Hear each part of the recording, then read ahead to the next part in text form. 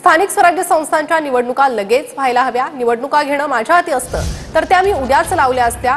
एका वृत्तपत्राला दिलेल्या मुलाखतीत मुख्यमंत्र्यांनी हे वक्तव्य केलंय। सुप्रीम कोर्टात पुढील सुनावणी 6 मे 2025 रोजी अशी देखील माहिती फडणवीसांनी दिली आहे। तोपर्यंत सरकारच काय तर कुणाच्याच हाती काहीही नाही असं फडणवीसांनी या मुलाखतीत म्हटलंय।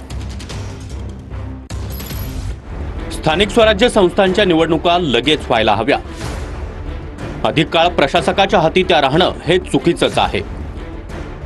महापालिका निवडणुका घेणं माझ्या हाती असतं तर त्या मी उद्याच लावल्या असत्या।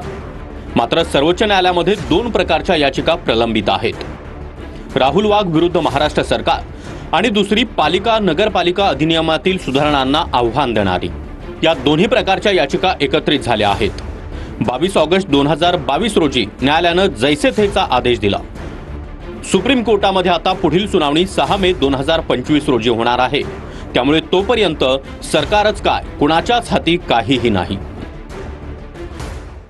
स्थानिक स्वराज्य संस्थांच्या निवडणुका अजूनही लटकलेल्या अवस्थेत आहेत।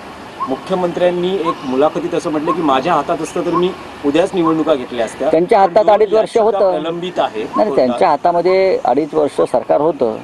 2 याचिकांचं त्यांना निचरा करता आला असता ना, तेव्हा चंद्रचूड होते ना, म्हणजे त्यांना सहज होतं, त्यांना हवा तो निकाल घेता आला असता।